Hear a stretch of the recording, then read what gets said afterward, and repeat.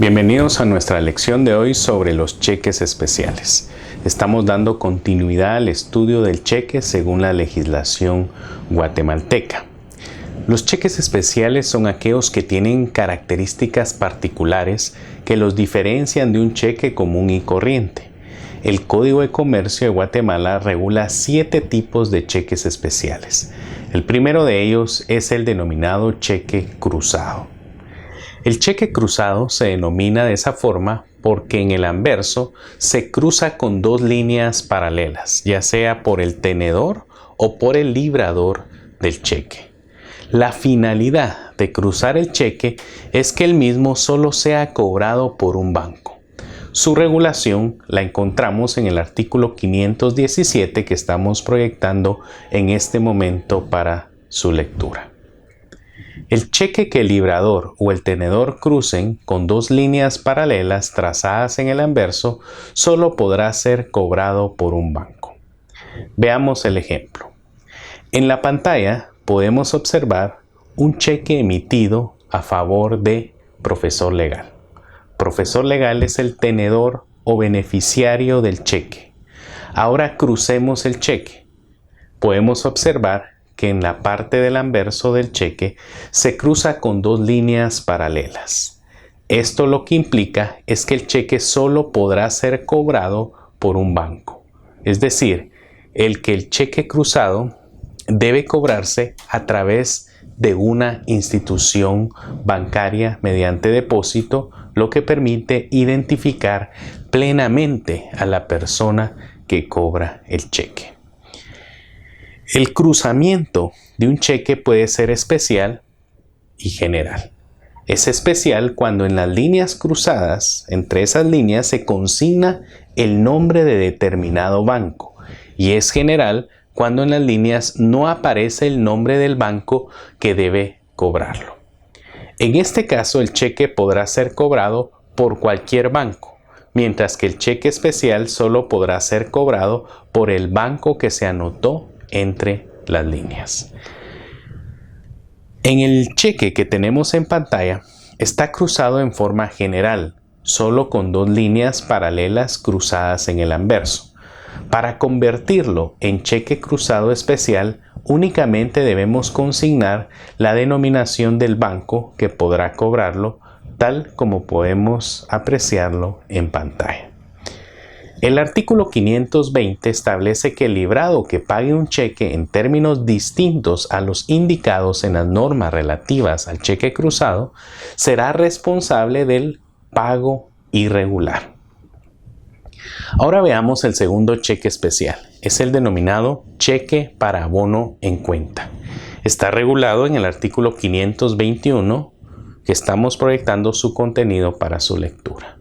Abono en cuenta. El librador o el tenedor pueden prohibir que el cheque sea pagado en efectivo mediante la inserción de la expresión para abono en cuenta.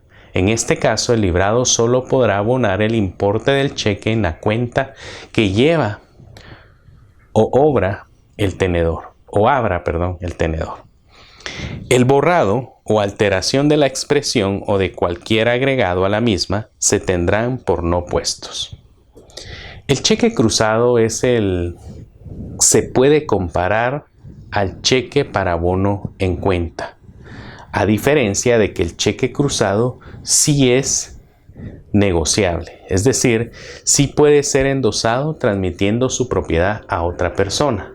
La única limitación del cheque cruzado está en la forma en que se cobra.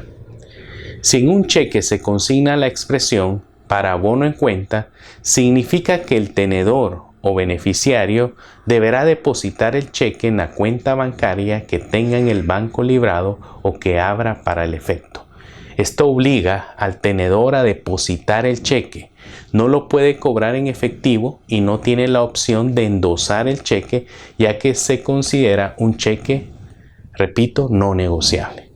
Ahora bien, ¿qué pasaría si el tenedor no tiene aperturada una cuenta bancaria en el banco librado y el banco rehúsa abrirle una nueva? La respuesta la encontramos en el artículo 522 del Código de Comercio que estamos proyectando. Negativa. Si el tenedor no tuviere cuenta y el banco rehusare abrírsela, negará el pago del cheque sin responsabilidad. El tercer cheque especial es el cheque certificado, que está regulado en el artículo 524, que dispone lo siguiente. Leamos. 524, certificación. El librador puede pedir, antes de la emisión de un cheque, que el librado certifique que existen fondos disponibles para que el cheque sea pagado. El artículo 525 establece que la certificación no puede ser parcial ni extenderse en cheques al portador. La certificación hecha por el banco de existir fondos, de haber fondos para pagar el cheque, libera de responsabilidad al librador y a todos los endosantes. En el cheque que estamos proyectando como ejemplo, vemos que tiene un sello que indica cheque certificado no negociable. El cheque certificado es siempre no negociable según el artículo 526. El monto de la certificación también vemos que consta en el cheque proyectado, de manera que la certificación del cheque, según lo establece el artículo 527, hace responsable al banco frente al tenedor de que el cheque tendrá fondos y será pagado por el tiempo de presentación. Ahora veamos el siguiente cheque especial, es el cheque con provisión garantizada. Leamos el artículo 530 que tenemos en pantalla. Cheques con provisión garantizada. Los bancos podrán entregar a sus cuentavientes formularios de cheques con provisión garantizada, en los cuales conste la fecha de entrega y de vencimiento de la garantía y la cuantía máxima por la cual cada cheque puede ser librado. Los cheques con provisión garantizada no pueden ser al portador. El cheque con provisión de fondos garantizada es un tipo de cheque que contiene la garantía prestada por el banco librado de la existencia de fondos suficientes para abonarlo. La finalidad de esta modalidad es aumentar la aceptación del cheque, especialmente por el comercio, dando respaldo y confianza al tenedor o beneficiario debido a la garantía prestada por el banco librado.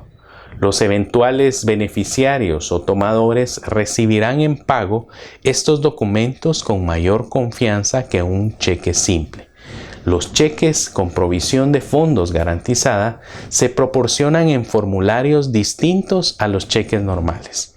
Vamos a ver en este tipo de cheques que en cada formato, en cada formulario de estos cheques debe indicarse la fecha de entrega del formulario y el monto máximo de emisión del cheque. Por ejemplo, nosotros recibimos un cheque y en formato o en el formulario el banco dejó constancia de la fecha de entrega de ese formulario, pero también nos va a aparecer en el formato el monto máximo de emisión del cheque. Esto nos dará confianza de que la provisión de fondos de ese cheque está totalmente garantizada, porque obviamente el cheque que nos están emitiendo, es por un monto igual o menor al monto máximo que consignó el banco librado en el formato o en el formulario del cheque. Es algo preestablecido donde consta este cheque podrá librarse hasta un monto de tantos quetzales o según la moneda en que sea emitido. El artículo 531 establece que la entrega de los formularios de cheques con provisión garantizada obliga al banco a pagar la cantidad ordenada en el cheque, si estuviere dentro del límite garantizado.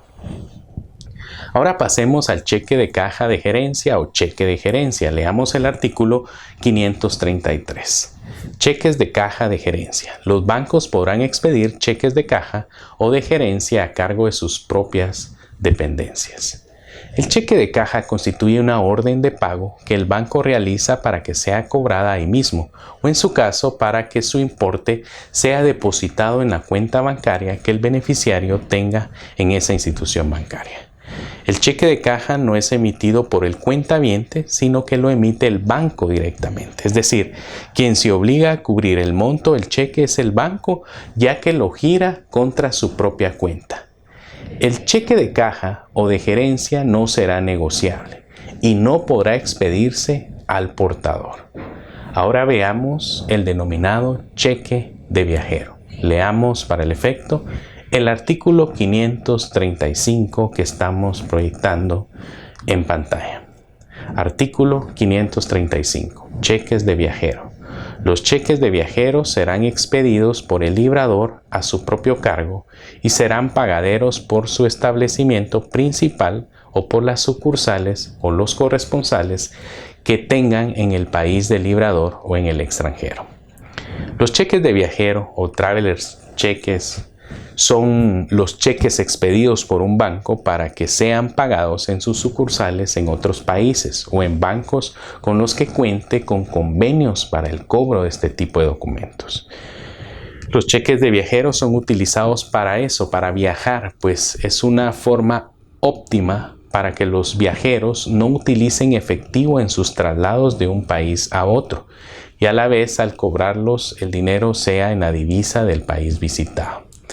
De manera que el viajero, en lugar de llevar efectivo, lleva cheques de viajero. Actualmente estos cheques están en desuso, ya que fueron sustituidos por las tarjetas de crédito y débito, por medio de las cuales el viajero ahora puede retirar fondos en cualquier cajero automático ubicado en el extranjero. Leamos el artículo 542 sobre los cheques con talón.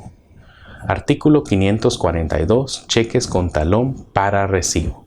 Los cheques con talón para recibo llevarán adherido un talón separable que deberá ser firmado por el titular al recibir el cheque y que servirá de comprobante de pago del pago hecho. Este cheque con talón lo que contiene es un formulario de recibo, algo tipo voucher, que sirve para dejar constancia de que se hizo el pago mediante el cheque emitido. Ese talón lo debe firmar el tomador o el beneficiario del cheque y servirá como comprobante de pago. Veamos el artículo 543 que regula los denominados cheques causales. Artículo 543. Cheques causales. Los cheques causales deberán expresar el motivo del cheque y servirán de comprobante del pago hecho cuando lleven el endoso del titular original. Recordemos que el cheque puede emitirse para dar cumplimiento a una relación o negocio causal o negocio subyacente. Esto lo estudiamos en la relación causal. Por ejemplo, si emitimos un cheque para pagar el precio de un inmueble, podemos dejar constancia de que ese cheque se emitió para ese fin, para esa causa. Esto sería un cheque causal, ya que contiene el motivo de su emisión y servirá de comprobante del pago realizado. Es decir, se demuestra que ese cheque se emitió para dar cumplimiento al negocio causal o al negocio subyacente que consta en el propio cheque. Hemos concluido nuestra lección de hoy sobre los cheques especiales. Nos vemos pronto. Gracias.